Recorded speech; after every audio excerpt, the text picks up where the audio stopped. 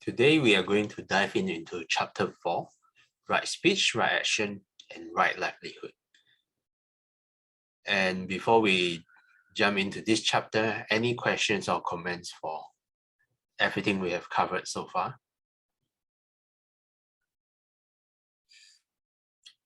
If not, then I will start reading.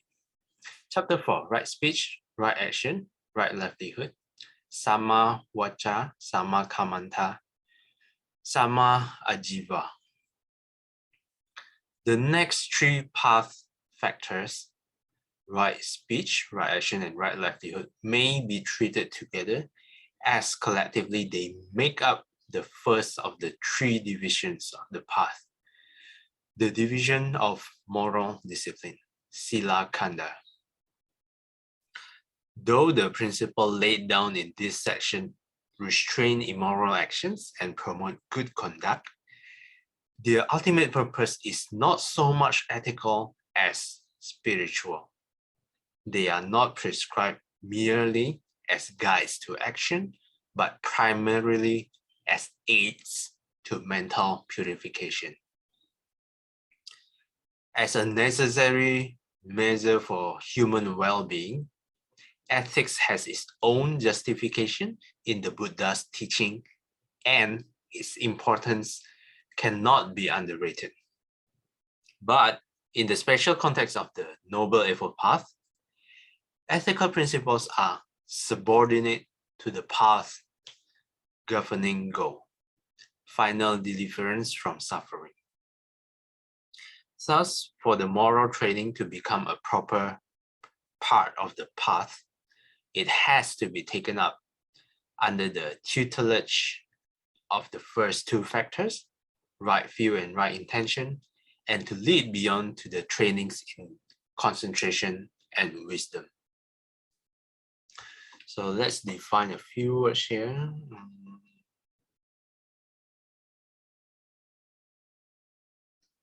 Where was it? I think firstly, tutelage.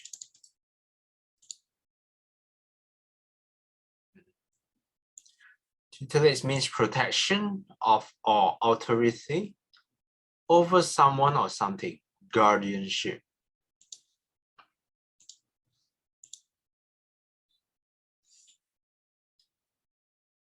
And then subordinate.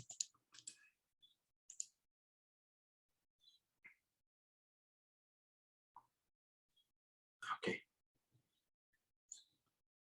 Treat or regard as of a lesser importance than something else. So any more difficult words? So okay. I think this paragraph reminds us again that what is the goal of the path? It is always the final deliverance from suffering. It is always nibbana. Yes, ethics are important, but in the context of the Noble Eightfold Path, this line, it is subordinate to the path governing goal. It is treated as lesser importance, than achieving nibbana.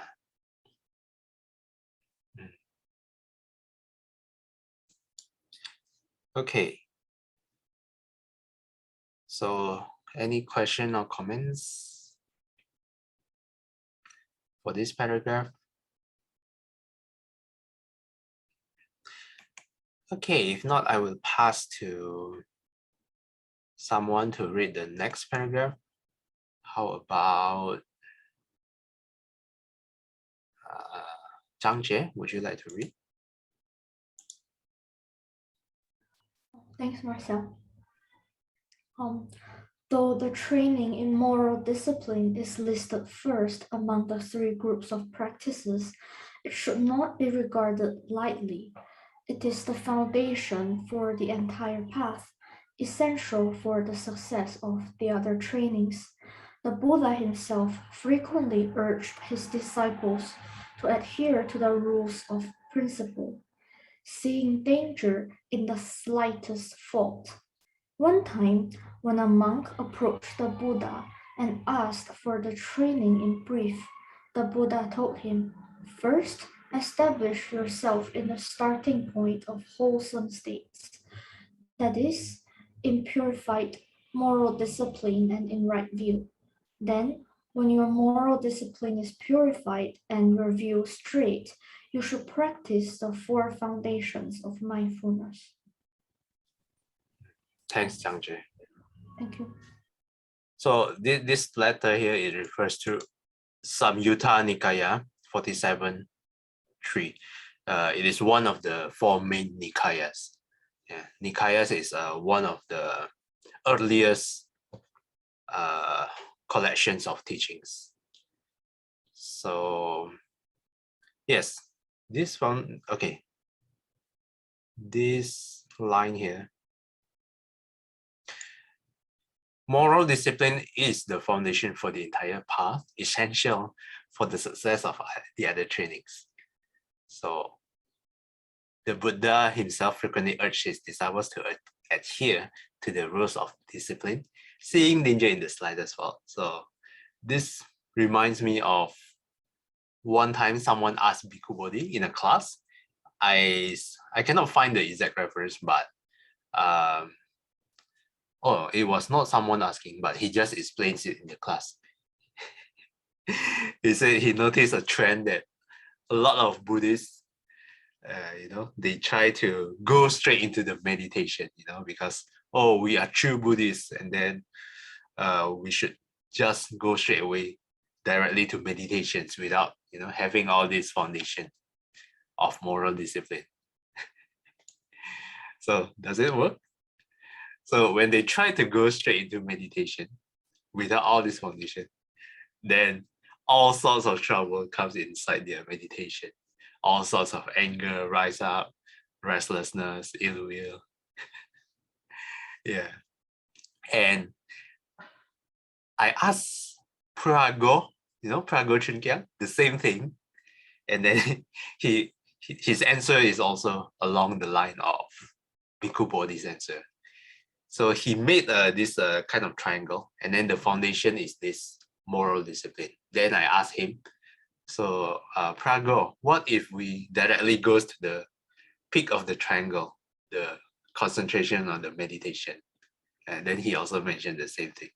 Without this foundation of moral discipline, then you will have all sorts of trouble in your meditation.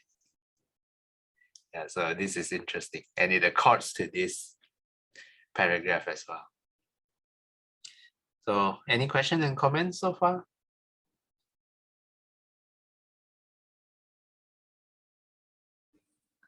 Sorry, Brother Marcel. Yes. Is it defined anywhere, the four foundations of mindfulness? Yes, it is actually elaborated much further in right mindfulness. Oh, let's find that. Yes. Right mindfulness is in chapter 6, which is 2 chapters away. So let's search for it.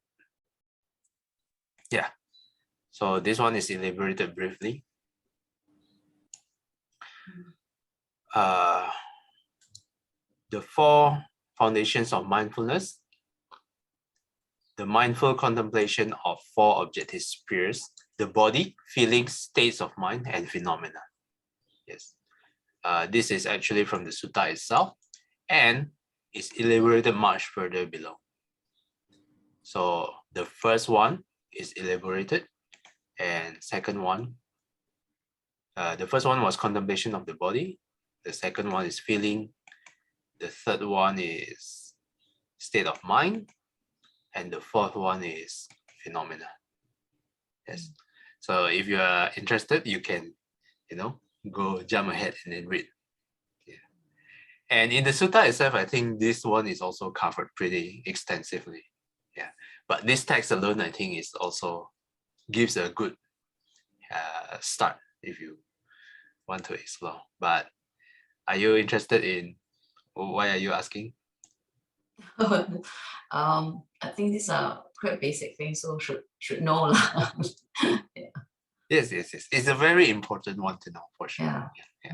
So yeah, you can read ahead if you want, but we will cover it down further probably in 3 to 4 weeks. Right. Yeah. Okay. Look forward. Okay. That's a good question. So any other comments or questions?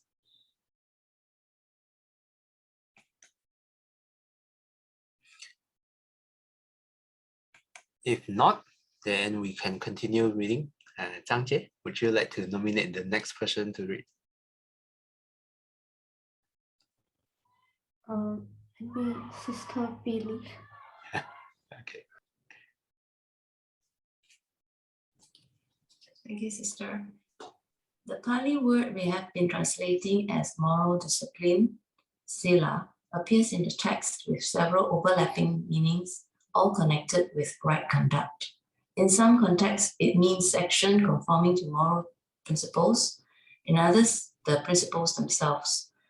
In still others, the virtuous qualities of character that result from the observance of moral principles. Sila, in the sense of precepts or principles, represents the formalistic side of the ethical training. Sila as virtue, the animating spirit, and Sila as right conduct, the expression of virtue in real life situation. Often, Sila is formally defined as abstinence from unwholesome bodily and verbal action. This definition, with its stress on outer action, appears superficial. Other explanations, however, make up for the deficiency and reveal that there is more to Sila than is evident at first glance. The Abhidhamma, for example, equates Sila with the mental factors of abstinence, viratio, right speech, right action, and right livelihood. An equation which makes it clear that what is really being cultivated through the observance of moral precepts is the mind. Thus, while the training in Sila brings the public benefit of inhibiting socially detrimental actions, it entails the personal benefit of mental purification, preventing the defilements from dictating to us what lines of conduct we should follow. Thanks, Billy.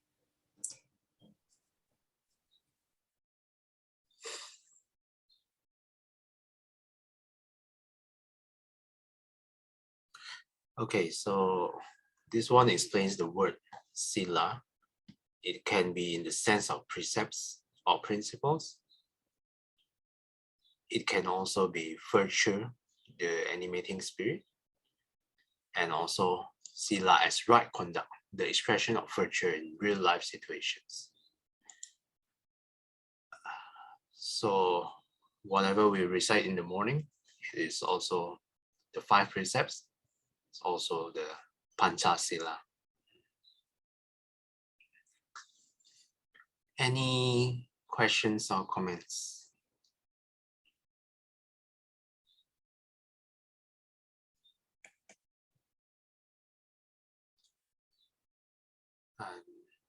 This paragraph is a little bit technical. We might need multiple reads to really understand. Okay, if not, then the next paragraph. Billy, would you like to nominate the next person to read?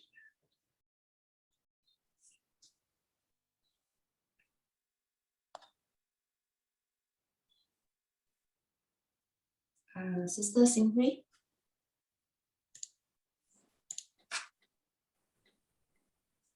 The English word morality and its derivatives suggest a sense of obligation and constraint quite foreign to the Buddhist concept of sila.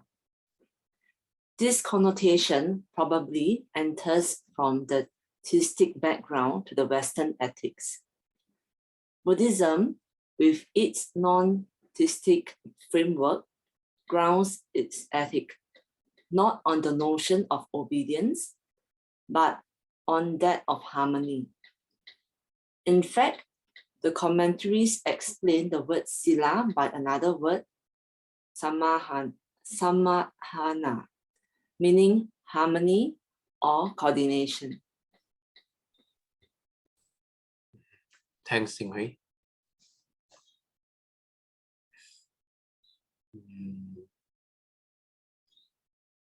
Okay, I think we can also directly read the next paragraph. Xinghui, would you like to nominate the next person to read?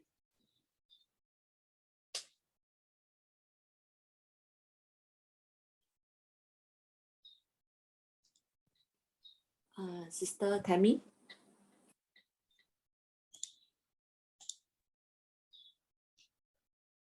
The observance of Sila leads to harmony at several levels: social, psychological, karmic, and contemplative. At the social level, the principles of Sila help to establish harmonious interpersonal relations, building the mass of differently constituted members of society with their own private interests and goals into a cohesive social order in which conflict, if not utterly eliminated, is at least reduced. At the psychological level, Sila brings harmony to the mind, protection from the inner sleep caused by guilt and remorse over moral transgressions. At the karmic level, the observance of Sila ensures harmony with the cosmic law of karma, hence favorable results in the course of future movement through the round of repeated birth and death. At the fourth level, the contemplative Sila helps establish the primary purifications of mind to be completed in a deeper and more thorough way by the methodical development of serenity and insight. Thank you. Thanks, Tammy. So this paragraph explains the 4 levels that Sila can impact us and people around us. Firstly, at the level of social, I think it's nice to mingle with people that adhere to the precepts, or even if they are not Buddhist, if their conducts are aligned with the 5 precepts, it feels, for me, it does feels more. I'm not sure what's the word. It feels nicer to mingle with these people compared to people who are not adhering to this principle. And before I explore Buddhism, my circle of friends are not exactly the most the most wholesome circle. So after I start to explore Buddhism, my circle gradually starts to shift from unwholesome from all my group of friends, and then I start to gradually leave this person, and then starts to gradually gain more wholesome friends. Like all of you here, all of you are my wholesome friends. So that is what I would think as a social level. And psychological level, this one is mentioned by guilt and remorse if we transgress the morality. So this one is also relatable to me. Before I explored Buddhism, I myself was not exactly the moral person. Like it was easy for me to just lie on the spot. I mean, even until now, I do still struggle with lying, but not as much as before. Yeah, before I really encounter and study the teachings or practice Buddhism. So yeah. The third level would be about the karma. And then this brings back again to the right view, where the mundane right view involves the correct grasp of the law of karma. And at the last level of the contemplative, it is more related to the components below, right mindfulness and right concentration, which we will explore further down the road. So let me check how many paragraphs we have left. 2 paragraphs. Any question or comments so far?